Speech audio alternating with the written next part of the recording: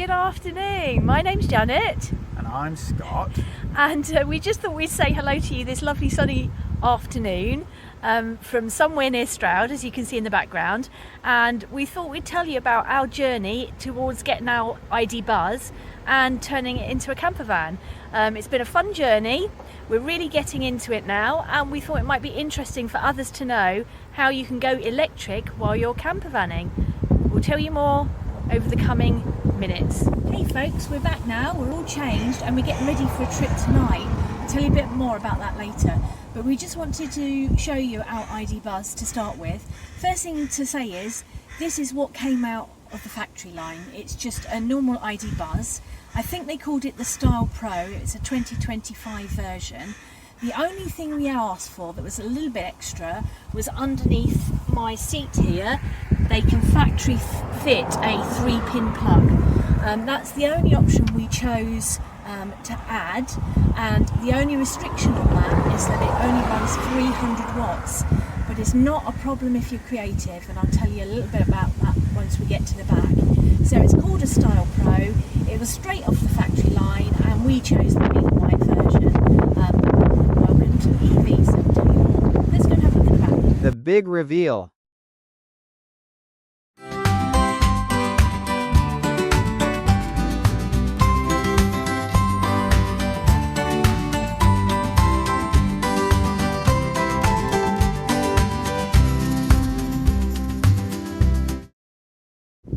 Right, so what was our thought behind having a VW ID Buzz for our camper van? Well, for both of us, it was important to find a choice that was both economical and sustainable for the future. And we thought, let's give electric camping a go. And we have. We have found out though, in the past year, there are very few people doing it with the ID Buzz, but it is possible. VW hasn't really made it so that it's automatically a camper, but we have found ways that we can get it working and get it working really well. So I'll show you a bit more as we go along. So Camera Design helped us with this element. Actually, this one they already had in a size that fitted us, and it's one of their standard kitchenettes. Nothing too unusual. You have your storage, doors, and pots and pans, and then a drawer for your cutlery.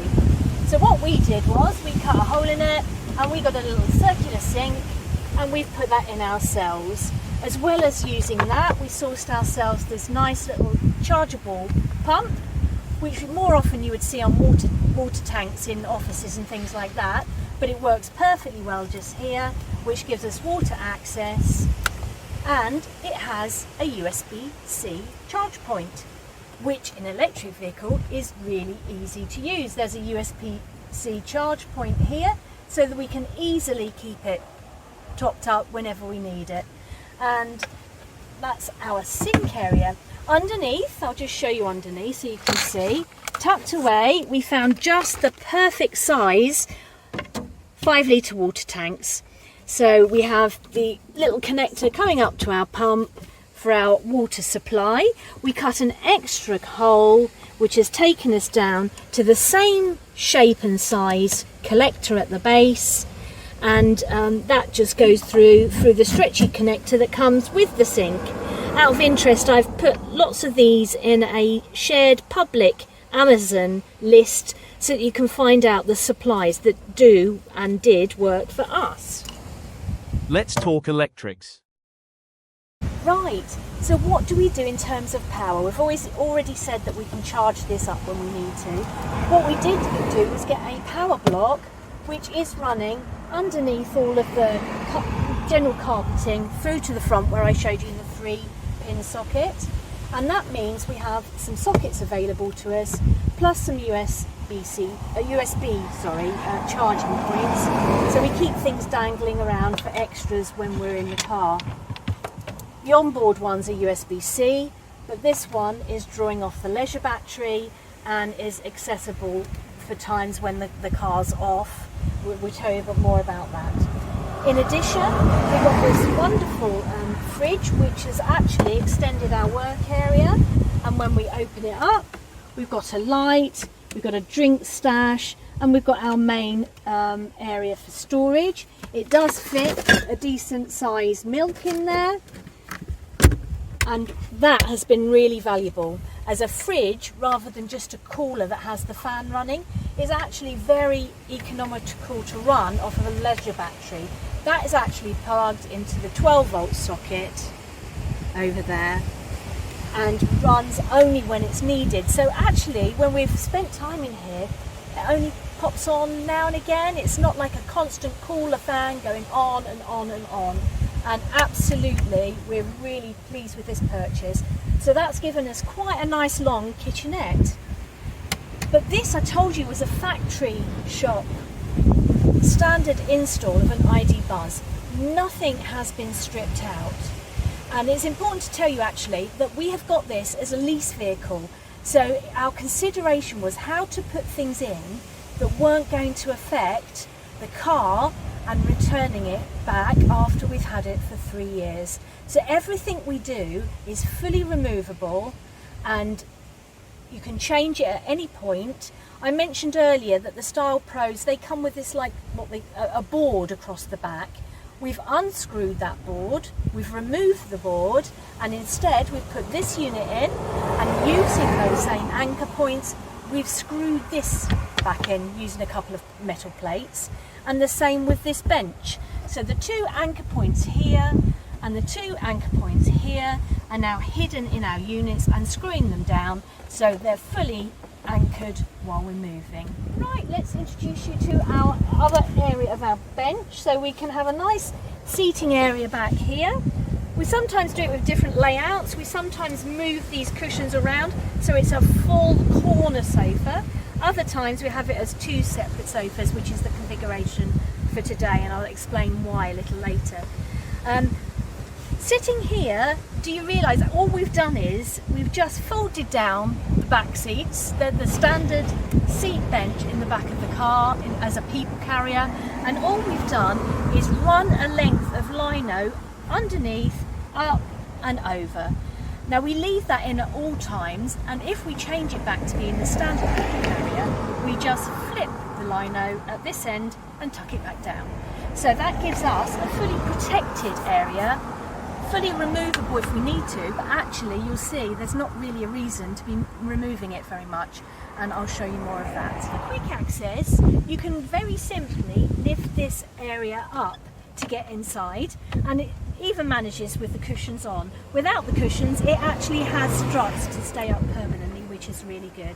And in here we keep all our odds and sods of things in here. We have a little portable toilet, we have extra barbecue facilities, we have some stealth curtains, I'll tell you about those later. Yeah, and plenty of room. In fact, we haven't even got it full up really. And one of the main reasons for that is we treated ourselves to a really lovely, if I give you the coffee there, a really lovely bag which we take with us with all our things in it. A treat of having a really lovely bag that you don't mind being on display is fantastic while you're out and about. So we don't bother stuffing that in there because it's part of how it looks for our vehicle. This has got everything we need each time we go in a journey. I mentioned to you earlier that this is actually a lease vehicle and that everything in here is removable, and that's because Scott's company has chosen to use Octopus Energy for the salary sacrifice scheme, where you can have cars and have an offset vehicle. This car actually, before this, we've been electric for years. We're over being worried about charging and things now, so we're completely comfortable with this kind of vehicle now. So to move to a camper was excellent for us. And before we had something like a Peugeot kind of a electric SUV, and in comparison, using that salary sacrifice scheme, we were able to have this as our outgoing each month for a company car. So I would really recommend looking into the Octopus Energy company car schemes. If you run a smaller business, consider how it could be used for your colleagues and yourself, because it really is something worth doing. Electric and leasing like that is really effective in making it economical and work for you, and also sustainable for the world. So if it all needs to be removable, how do we do it? So we've done lots of creative little ideas.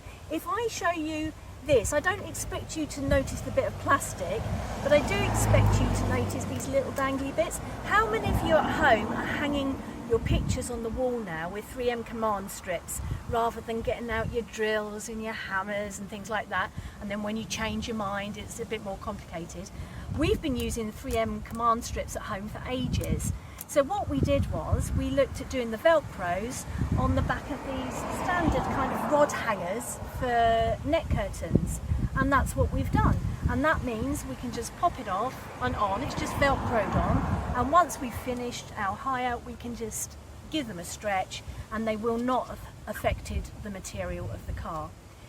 We then had really good fun just choosing a duvet cover in the Dunelm style, and I just made some of the old style curtains, and we found that 3M also did these cable ties. So with the cable ties we've put them again on with the Velcro, and all we've done is a very, very simple curtain. If you use a duvet it's much easier because it's already double-sided, so you don't have to do much work. Just sew yourself a channel and you've got a lovely little old-fashioned curtain to use. And if you're crafty as well, you can even do your back window, which I did. We happen to have used this in our shed as a bit of an insulator, so just cut it out and spray fixed on the same material from the duvet, and you can get these little pipettes yourself online for not much more than £5 to screw through and make yourself suckers to go on the back window. So that's what we did. But if you're not that crafty, don't worry, there's a link also in the Amazon shopping list to companies that make these for you. For us, with the curtains, we've got 4 curtains we've made and stuck up with these rods, and then this is for our back window, and that's enough for the sleeping area that we use inside. It's all aboard. Right, so this is an off-the-shelf car, not a conversion. So power, how do we handle that when we're camping? We didn't want to carry an additional large leisure battery. We've had nothing taken out of here, and carrying one would be really restrictive when we're using it for both a people carrier and for camping. So how have we done it? We've searched high and low for low wattage devices, so I thought I'd show you some of our little tricks. Our first investment was a little Nespresso coffee maker. Did you know you can have coffee on the go in the car? This is great for the car, not just for the camper. And so we have a proper pressurized Nespresso maker with our little capsules, so we can have posh coffee on the go. Again, this is a USB-C charge device. It will last for say 3 cups charge worth if you're heating with it. If you've got hot water already, you can get more out of it because you can do a cold press as well. So we have posh coffee when we're out and about. That's our first device. Let me just put that one away. What if you're not a coffee lover? What if you're a tea lover and you've got 300 watts on board, and kettles take 1200, 1500, 2000 or 3000 watts? But they don't have to. This product was made for mums trying to heat their water when they're on the go with their youngsters, and it heats to 45 degrees, 65 degrees, 85 degrees and 100 degrees. For your information, if you make coffee, 85 degrees, and we should all be making our tea at 100 degrees. This device takes 300 millilitres of water, and we get 2 small cups of coffee or tea out of it. This device only takes 300 watts and it works on our little unit here. So we can charge water whenever we want from the leisure battery, and we get a nice hot cup of tea or coffee, or make food with it as well. Brilliant device, really recommend this, and you'll find it on our list. But we don't just drink, we eat as well. And how do we do that when you've only got 300 watts on board, not enough for your big air fryers or your cookers. So what do we do to try and be electric when we're camping? Well, we found this device.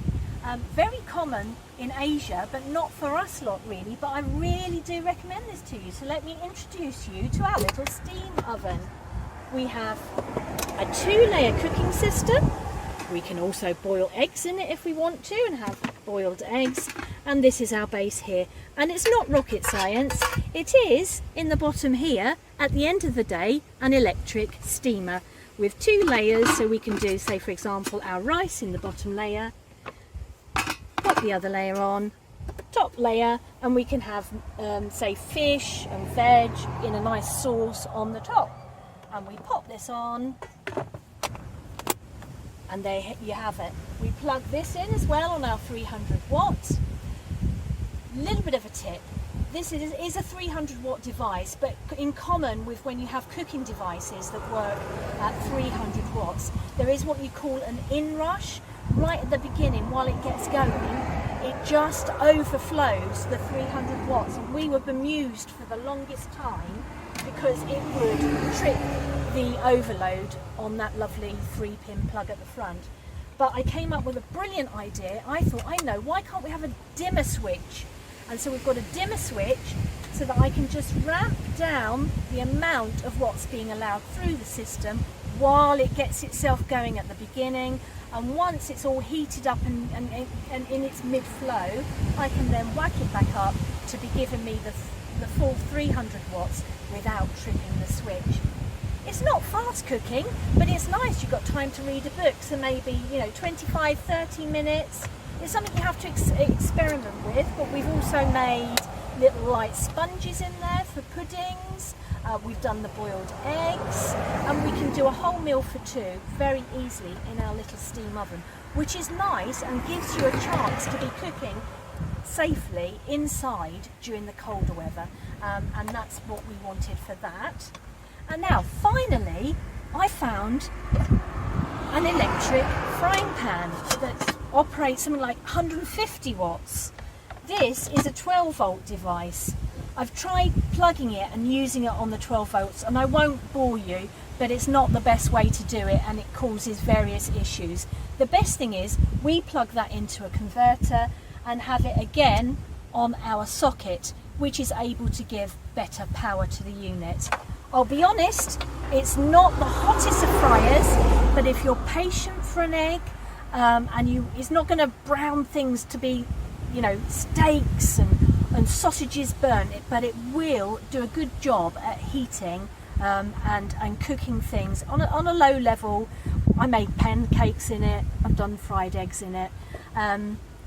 Sausages, well, I haven't tried yet, but I'm sure it's possible if you're patient. So this is another device, again, when we want to be closed down, the weather's colder, and we want to be in here, then we can either steam our food, fry our food, we've got our hot water, and we've got really nice posh coffee. So all of this is happening off of the leisure battery.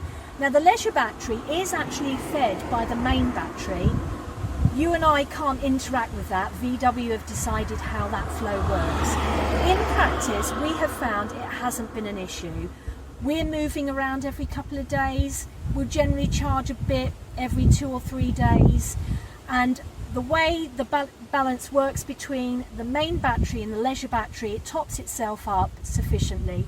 This fridge, it hasn't been on while I've been speaking to you. It only pops on now and again. I can leave that on for days and it's not affecting the leisure battery. So really, bearing in mind you have to go and charge your car at some point, then it's not really an issue. We've never had a problem yet. All of the facilities in here, like these USB-C chargers, the lights, the screen on the front, the 12 volt and that 3-pin plug are all running off the leisure battery, not the main battery. But we just have to trust VW that they do a little transfer of that energy from one to the other regularly enough when you're driving about or when you're charging. Brownie points alert. Brownie points alert. What is this? this is important for the woman in your life. If I show you what is behind me, I have a low wattage, a 200 watt hairdryer. I can now wash and curl my hair inside using our power bank here as well. This is a game changer for women. To be able to do your hair when everything else around you is falling around means you're happy. So this is it. Now, in showing you that, I just pulled it out. Look what I have here, a magnet and a little carabiner. You can't in this vehicle attach to anything much because it's all well insulated, which makes it very good to sleep in. It's all insulated, so it's not much use for hanging things, except they've given these points in case you wanted to put a net in, these points here, and by them being there it exposes the metal behind, so you can actually pop in the magnets and have hanging points. So you've got 1, 2, and then the other side another 2, so you've got 4 altogether where you can hang pieces. It could be, you know, whatever you want. If you want to dry some of your washing up stuff, your tea cloths, etc., you can do that kind of thing. You can hang hooks on it, but it just gives you an area. So that just magnetizes onto the ceiling of the roof. Right, me and Scott are new to all this, but we wanted to show you, because it is so exciting to own this camper van, what you could achieve for £2,000 if you wanted to yourselves, having sorted yourself out a lease vehicle. We're going to have a go at time release to show you how we convert this in to night mode to be our bed. All right, well, hope it works. We're going to stand it up and try and do it and get it to capture what we get up to.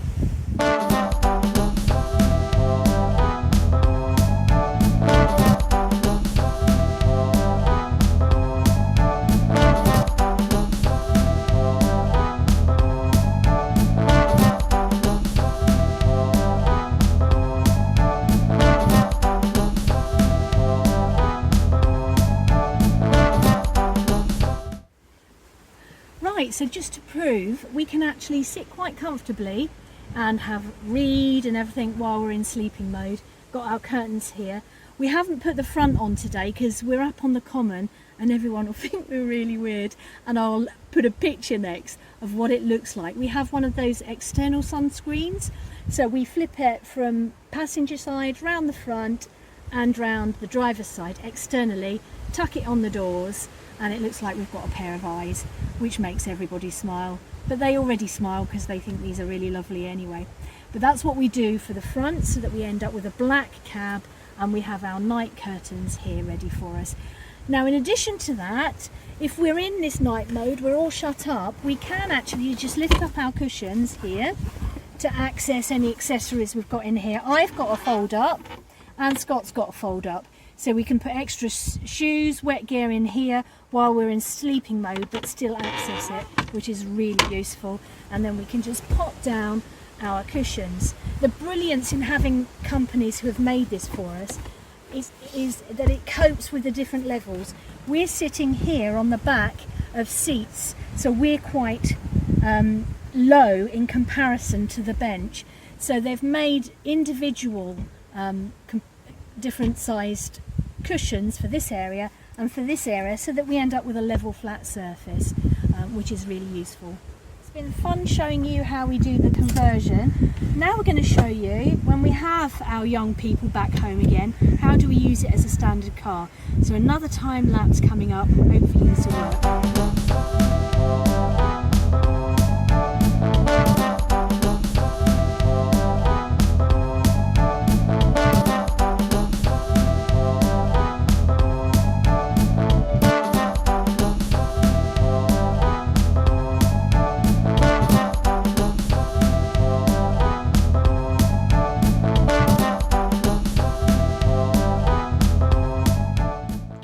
Another thought to add, you'll notice that the screen behind me is off. So we're in one of the cycles where the car has now taken down the leisure battery, and the only thing that's running now is the 12 volts. I've just been doing some video editing ready for this work, and I'm running a bit low on battery on my phone. So at the moment the USB-C sockets aren't on. Another little option that I use with our setup, I thought I'd just show you.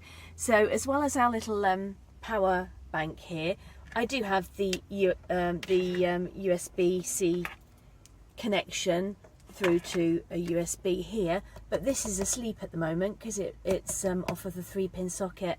What is useful is the fridge also comes with its own little USB. I'll just try and show you that. It comes with a throughput where you can put your phone or anything else on charge. So what I'm going to do shortly is just plug this phone in on this throughput. The 12 volt is always running, and so without having to switch the car on, I'm going to give this phone a bit of a boost. Right, so we're kind of set up. Behind us, we've put it back into bed mode, ready for this evening, because I mentioned to you earlier that we're going to go on a stealth operation this evening. Our thanks to the Roaming Radfords, who only recently did a movie on this. We're going down to an Octopus Energy summit tomorrow, and that's in Battersea Park, and hotels aren't cheap. So we are going to go and stealth camp in free parking somewhere near the Royal Albert Hall, and tonight we will be sleeping in here. We're not going to put the eyes out on the front of the car tonight because that will make us very obvious. Instead, we've got ourselves a black stealth curtain which is going to be put across the midway here to separate the front cab from the back, and that way people won't see us in the back. It will kind of look like a normal car, and all being well, we're going to stealth camp, and then tomorrow we enjoy our Octopus Energy summit in Battersea Park. I hope that's given you a good introduction to the ID Buzz. I hope it makes you think about the possibility of going fully electric with your camping. If there's 2 of you, we find it work. Do we agree? Yeah, it works for 2. us. And there have been occasions here where we take our son and he sleeps in a blow up across the front seat, and I'll paste into this video a couple of photos of him snoring away, fully happy. So we make it a 3-person camper when he's desperate to come along with us, but really it's our couples camper, which we really enjoy. We find we're getting a good 240, 250 miles on a charge, fairly enough. Yeah. Again, look at Octopus, because if you have the capacity to charge at home, the overnight charging on Intelligent Octopus is really amazing. I know not everybody can do that, and that's one of the questions I'm going to ask them tomorrow at the summit. What about people who don't have their own driveway? How are you going to think of addressing that? If we're all going to convert to electric, they need to answer some of these difficult questions, and it's my job to ask that question tomorrow on behalf of us all, so that we can look towards a more electric future. Please give the ID Buzz a chance. We love it. People love it. They stop us everywhere. They want to look. They think it's great. It's simple. Ours isn't a high-end conversion with toilets and showers. I have a little portable in that storage bench that I can pop up in need of emergency and tell Scott, give me a bit of space. That kind of thing. We're set up for it. But we go away happily, and you know, every now and again stop in a camping field. But when we can, we use things like Britstop and Park for Night to keep the costs down and to keep it simple, really. And it works for us. It could work for you. If you like this idea, then go for it. We fully recommend it. So it's bye from me. Bye from me. And hopefully you found that useful. Feel free to put comments in. If you've got any questions, I'll try and answer them as well.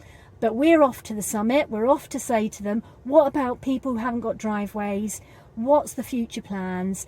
It will get there, people. It really will. I'm very confident that the government will have to address this. The energy companies will start to address this so that it's accessible for us all to get out there in our electric vehicles, including campers. Bye for now. Bye for now. Days turn into nights and back into days. Hey everyone. We had a wonderful stealth camp in London and we got to go to the Octopus Energy Summit in Battersea Park, which was fabulous, and we're slowly making our way home now. Scott had a business meeting, and so we've set up Kev's wonderful board, who painted this from eBay for us. We're sitting outside, a lovely afternoon, to finish off the food that was left in our fridge before we return back to the week of work. Hope you've enjoyed seeing what it's like with Buzz Life. We're loving it. Lots to see and do now, and the world is our oyster, so we say go for it. If you can do electric van life, give it a go.